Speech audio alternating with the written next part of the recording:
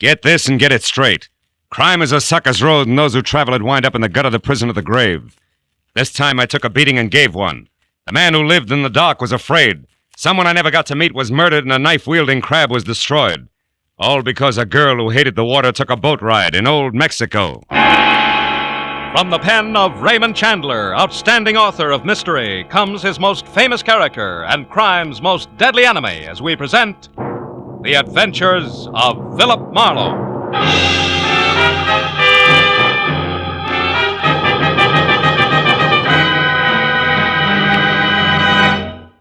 Now, with Gerald Moore, starred as Philip Marlowe, we bring you tonight's story, Mexican Boat Ride.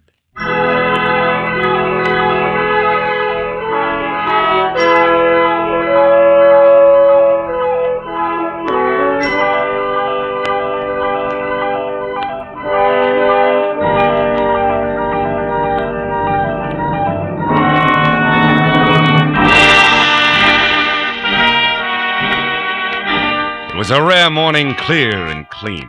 You know, the kind that knocks 10 years off your age and makes you taste the sunshine in your orange juice?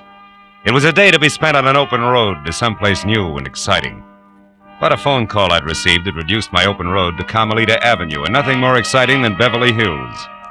The house I stopped at was one of those you entered through a tunnel of dank, overhanging foliage on a flagstone path grown green with damp moss. A low, thick-walled affair with tiny barred windows hidden from the sidewalk.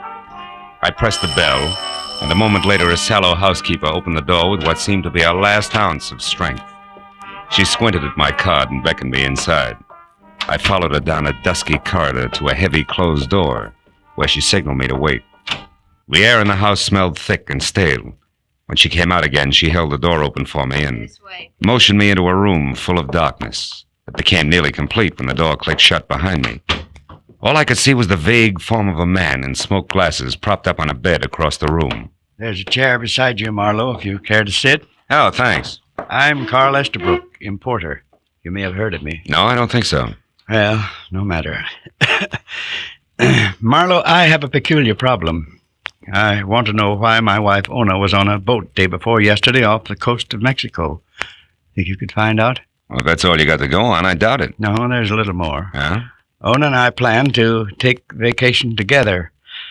But when I was confined with this illness, we decided she should go on alone. Oh, then your illness is the reason for the midsummer blackout, huh? Yes.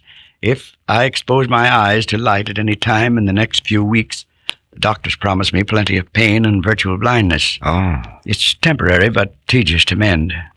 That's why I need a capable man with sharp eyes. To look into what, specifically? The paradox of my wife aboard a boat. Mm-hmm. She has a phobia about them. The mere thought of being on a boat makes her panicky. She drove to Ensenada, Mexico earlier this week, but believe me, her plans did not include boat rides. Well, tell me, how'd you find out she was on one? She right? No, she hasn't written me at all, but that's not unusual for her. A friend of mine got back yesterday from a fishing trip down there. The day before, his boat passed another with a girl aboard. He got a good look at her. Was so sure that it was Ona that he hailed her. The girl turned and ran inside. It bothered him to the extent that when he got home here, he called me to find out if Ona was in Ensenada. Is that all? That's all. He didn't get the name of the boat. Look, you want me to go all the way down there just to find out if the girl he saw was Mrs. Estabrook? Right. What is your fee, Marlowe? $50 a day plus expenses. That's the minimum if I take the job. I don't think I will. When business gets so bad I have to do divorce work, I'll quit and write my memoirs. No, I'm sorry, but that's the way it is. No, sit down, Marlowe. Ona and I have had our share of difficulties, true. She's quite a few years younger than I and used to be a dancer. But generally speaking, we're happy. Specifically what? I'm worried about her. Here. There's money in this envelope and a recent photograph of my wife. And there's more of both if the need arises. Incidentally, what kind of a day is it outside? Gorgeous. Well, then you can drive. It's only 250 miles. Yeah.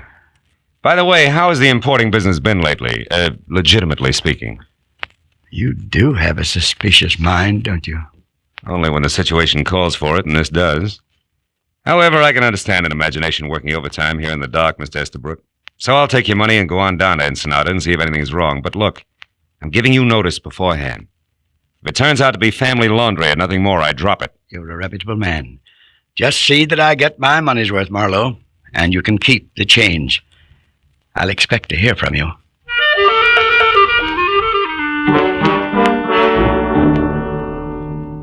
When my eyes adjusted to the dazzling glare outside, I looked in the envelope and picture of an impish, dark-haired woman and 5 $100 bills. For the first time, I realized what Estabrook had meant by keep the change. But it didn't help my attitude even a little. By 2 o'clock, I was on the road south. A late lunch in La Jolla with an old friend, a routine baggage inspection at the border. Then 70 twisting miles of lonely road brought me to Ensenada, just as the Mexican sun dropped into the sea. I drove past the piers and canneries at the edge of town, and then along the curving shore to the only hotel elegant enough to meet the demands of the woman I figured Ona Estabrook to be. After I'd gotten a room and cleaned up, I went to the desk and asked for her. She was registered, had number 74, and at the moment was out on the patio. All of which sounded ridiculously normal. And I thought again of an imagination at work in a dark room back in L.A. I thanked the clerk in crippled Spanish and turned in time to catch the end of a long, cold stare from a pair of frog-like eyes that bulged out of an otherwise handsome head on a man in a gray gabardine suit. I didn't think my language had been that bad.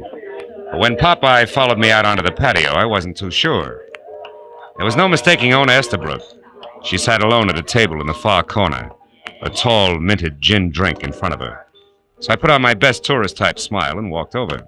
Well, Ona Estabrook, this is a pleasure. Enjoying your visit? Why, yes, very much, but I don't think I... Know me? Oh, of course, you wouldn't remember. My name's Marlowe, Philip Marlowe. No, I'm sorry, Mr. Marlowe, but I You don't... were a dancer, weren't you? Before your marriage, I mean? Well, yes, I was a dancer, but you'll have to excuse me now.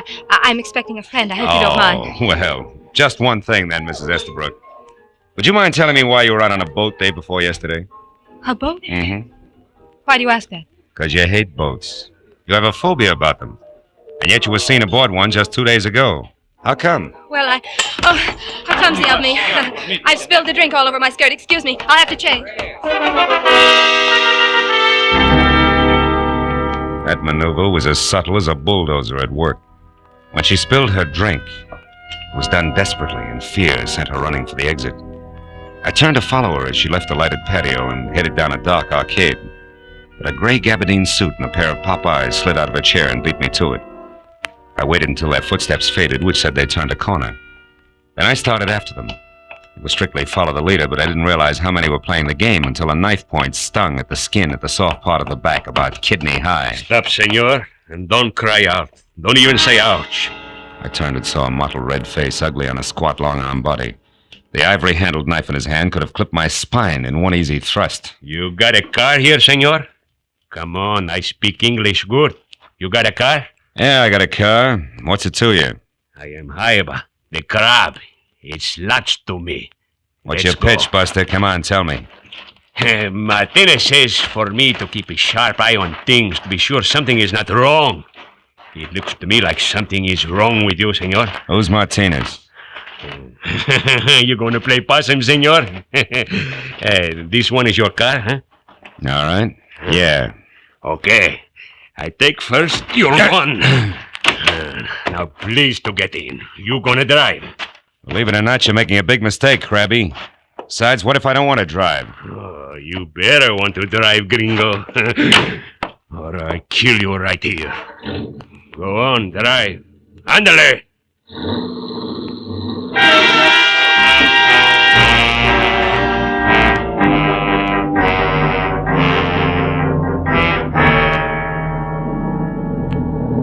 See, stop here. And now we get out. It's nice and quiet here on the beach, no? Walk over there to that old adobe wall. We're gonna have a talk there. It's gonna be dull, Buster. We've got nothing in common. Please, senor, don't make it hard on me. I don't know why you gotta come and mix everything up again when time is running out. Why did you come? I needed new huaraches. Look, senor. You think I'm ugly? You're no beauty, Crab, let's face it. See, and I can act even uglier. Maybe I could go on the radio and make a big hit, no? Or maybe I make the big hit on your face. Oh! Don't try something, senor, or I kill you with your own gun. Now, the truth. You spoke to the senora about the boat. Why? I forget. Oh! Who are you, senor? Private detective named Marlowe. Oh, a private detective. Who are you working for? Dolph Bentley? I never heard of Dolph Bentley. Who's he? You're lying. The senora knows him. I heard her say Dolph Bentley won't make it tonight. Yeah, he's lucky. See, I tell you something else. He better not make it. Martinez is going to do business with one man only tonight. Now, you want to say something? No? Then I'll say it. You take what's going to be left of your face back to Senor Bentley until we get out of Ensenada and don't come back. Understand? Oh! Hey.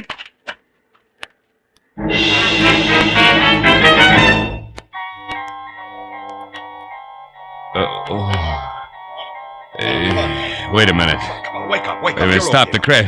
Come on. Who are you? Wait, Oh, it's you. I'll kill you. Wait. Hey, take it easy, will you? You're in good hands now, Marlowe. I'm a fellow American. You're pretty lucky, you know that? Yeah? Oh, sure, yeah. Where'd my pal go? Him? Oh, I chased him off.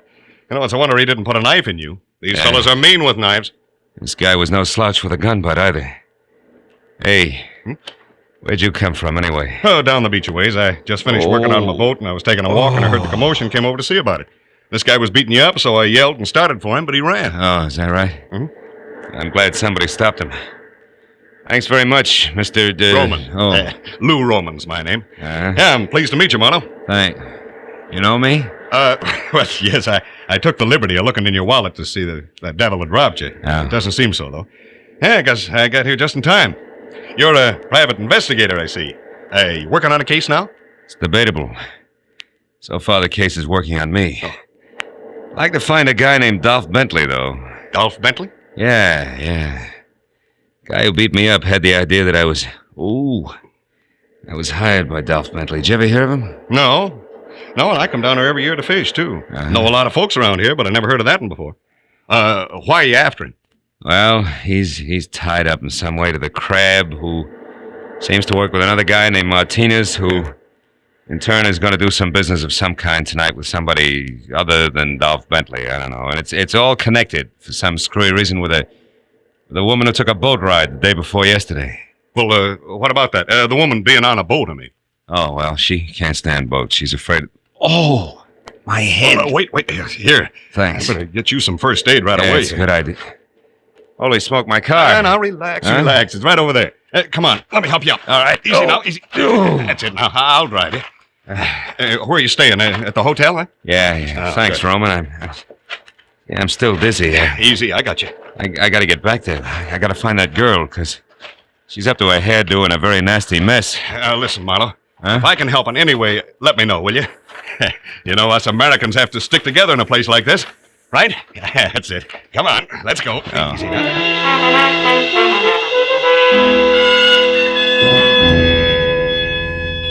Lou Roman, the hail fellow, was indeed well met. He found my gun and drove me back to the hotel. A long hour had gone by since Owen Astabrook had run from the patio, followed by the pop-eyed character in the gabardine suit. I tried her room, checked with the desk again, and from there spent 30 minutes peering into corners and balconies and getting nothing but indignant glares from Mexican lovers. So I left the building and started through the grounds. I worked my way from the stables up into a secluded garden deserted by all but a marble statue of Montezuma, who, when I passed him, groaned. In the dark at my feet lay Haiba the crab, his mottled face twisted into a tortured grin of agony. And sticking straight up just above his belt buckle was the white ivory handle of his own knife. Crab, who was it? Who got you? Oh, senor, I am sorry. What I did... Never mind that. Who did this? Do you know? Oh, sí. Dolph Bentley. I'll get a doctor. No, you, senor. I tell Martinez that Dolph Bentley is... Crab.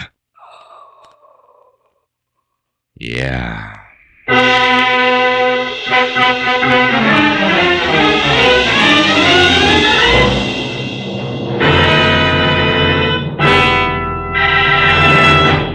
In just a moment, the second act of Philip Marlowe. But first, when you're 65, if you have worked in business or industry, call any office of the Social Security Administration for information about your old age and survivor's insurance.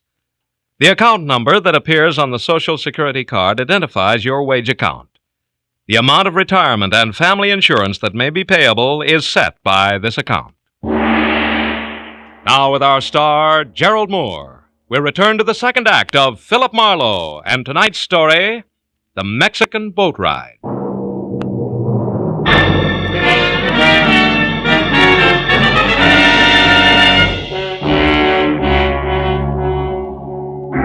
Even as the life trickled out of the ugly little man called Haiba, and his face, which had been knotted tight in pain, went slowly limp and he was still, I knew that I'd have to get next to Dolph Bentley before the importance of owner Estabrook aboard a fishing boat off Ensenada would make any sense.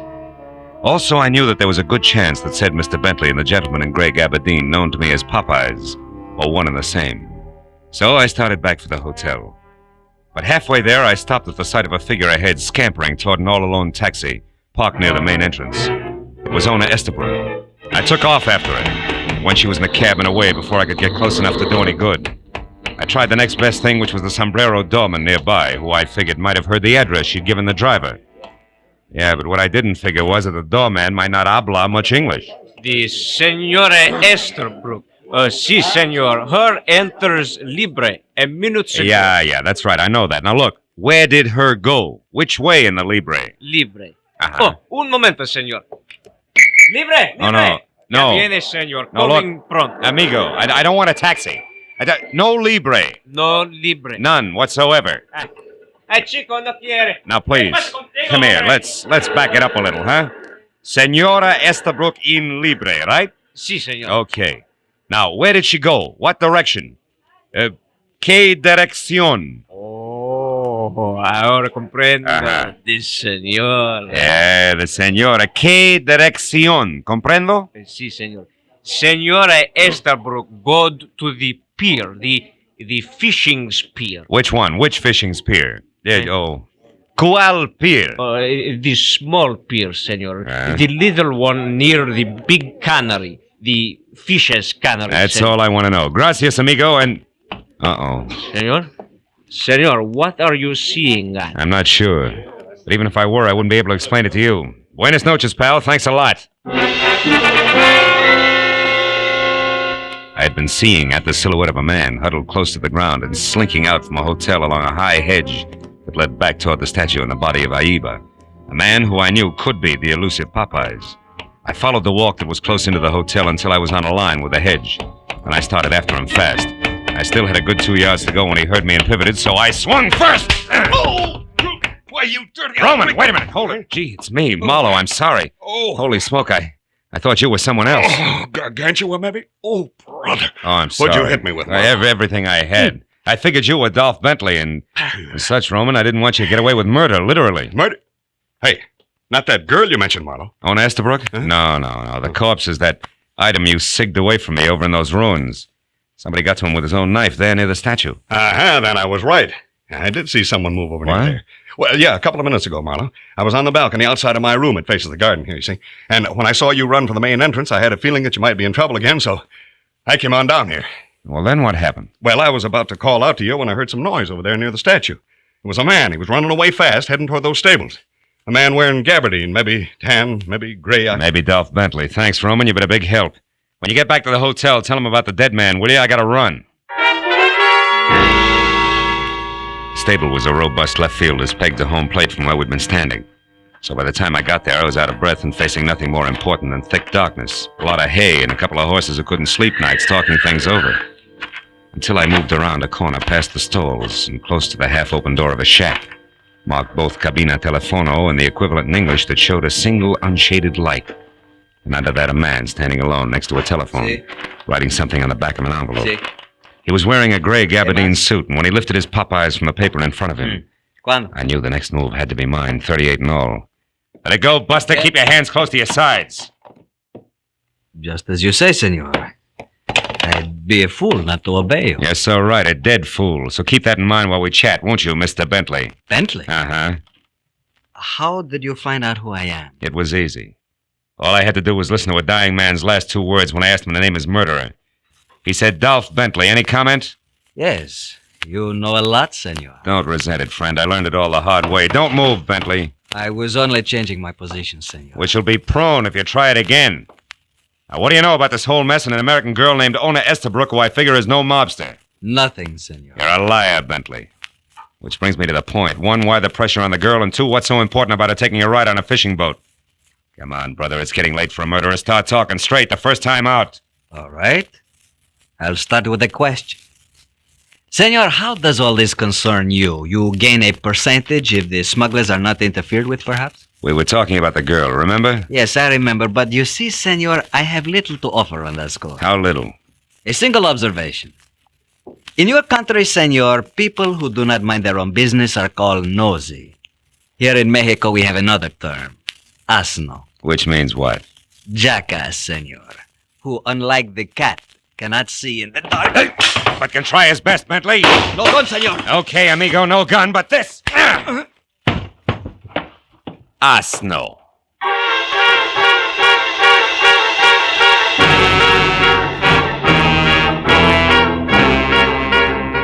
When Bentley met the floor and went out cold, I sagged to one knee. Stayed that way until the air rushing into my lungs quit sounding like sandpaper over a drumhead. And I got back to my feet and turned on a bracket lamp on the other side of the room. I opened Bentley's jacket, slipped his .32 automatic out of its shoulder holster, emptied the clip, and stopped dead at the shimmer of light dancing on polished silver that I hadn't expected. It was a badge. Below his shoulder holster and pinned to his vest. Republic of Mexico, Department of Customs, Captain. I made a dive for the envelope near the telephone. On the back there was writing in thick pencil, which I finally figured to mean fishing pier near Cannery, 2 a.m. Inside, nothing. On the front, further proof that I'd never met Mr. Dolph Bentley at all, but instead it tangled hard-like with one Captain Juan Descartos, Intelligence Section, Custom Building, Mexico City, Mexico. While trying to revive Captain Descartos, the truth rammed into my mind. Ona Estabrook had rushed off for the pier near the Cannery, that Captain Descartos had noted is a good place to be at 2 o'clock in the morning, which was less than 20 minutes away, and a great time for me to get to my car and the pier.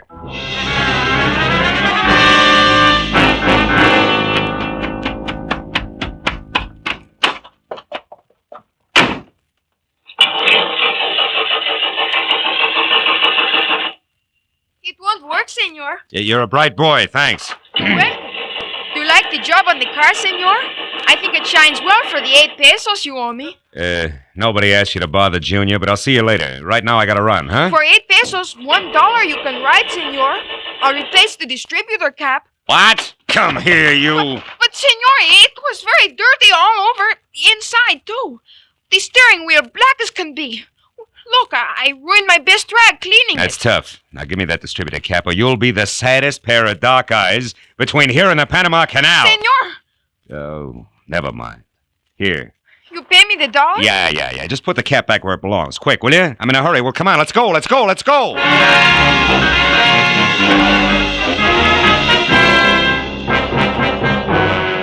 The precious 60 seconds ticked off before I was out of the parking lot and driving fast toward the fishing pier near the Cannery, where I knew I was finally going to get next to Dolph Bentley and, if I made it in time, prevent another murder.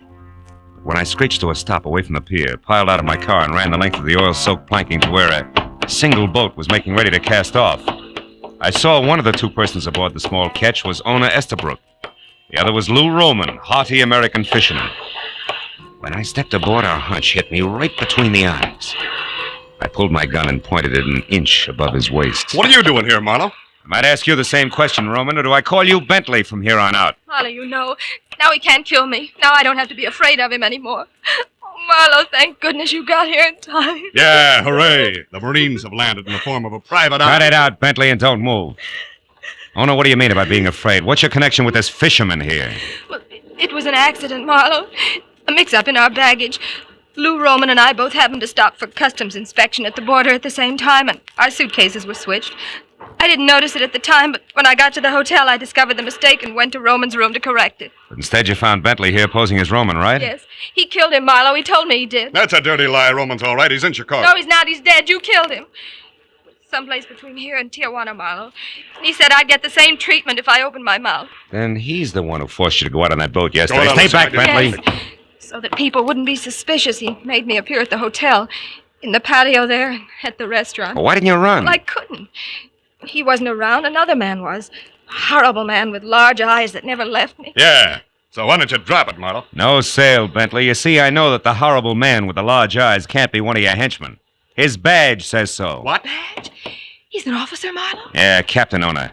Give up, Bentley? You had better. There are too many men ready to take you. Descartos. Where'd you come from? Oh, I have been here quite a while. But your story was so interesting, I just couldn't interrupt.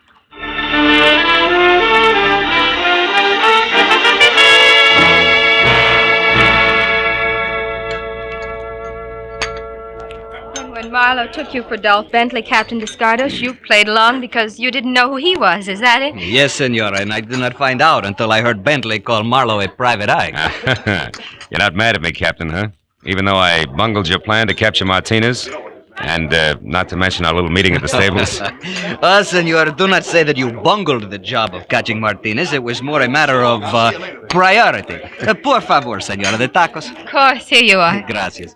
You see, Senor Marlowe, I am certain that one day I will catch Martinez. But not at the cost of letting a murderer kill again. But, Senor Marlowe, there is one thing that puzzles me.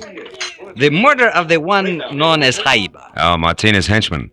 Well, you see, Captain, he knew that a man named Dolph Bentley was mixed up in this because he'd overheard Ona and her keeper then call Lou Roman talking about him. He wanted to know more. Also, he couldn't figure who I was. So he beat you up? Correct. Bentley, of course, only saved my life because it was an easy way to find out just how much Jaiba did know, after which he got to him.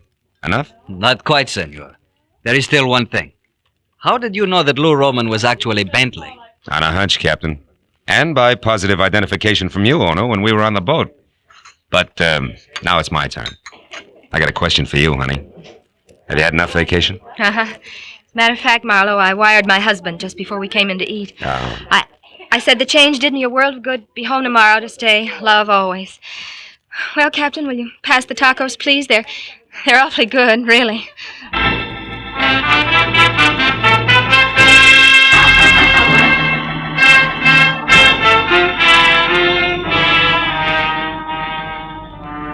It was late the next afternoon, and Ona Estabrook was already gone when I checked out of the hotel. Said goodbye to Captain Dos Gatos. Adios, amigo. And headed north for the border, where 2 hours later I stopped for customs inspection of my baggage. It was dark, and I was only 50 miles from Los Angeles before I realized exactly what that inspection had meant. Because it was then, for the first time, that I noticed the little cowhide suitcase on the seat next to me, which should have been mine, was tagged differently. The name and address of a man who lived in Long Beach, California. I got there, I kept driving. I knew I could ship it to him and ask for mine in exchange when I got home. Oh, yes. I'd had just about enough for a while.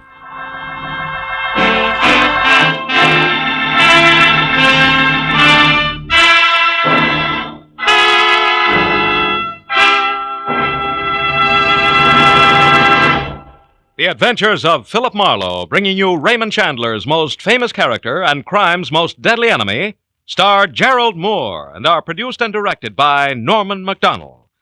Script is by Mel Donnelly, Robert Mitchell, and Gene Levitt. Featured in the cast were Mary Shipp, Harry Bartell, Nestor Paiva, Bill Boucher, Ralph Moody, Bill Shaw, and Jerry Farber. The special music is written by Richard Arant.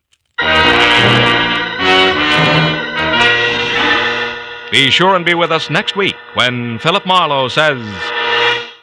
It started with death on my doorstep and got worse when I lied to a sympathetic bull, was pistol whipped by a gorilla with dimples, and fought with a kitten on the Keys. And it might have gone on that way all night if I hadn't been helped by the king of the beasts.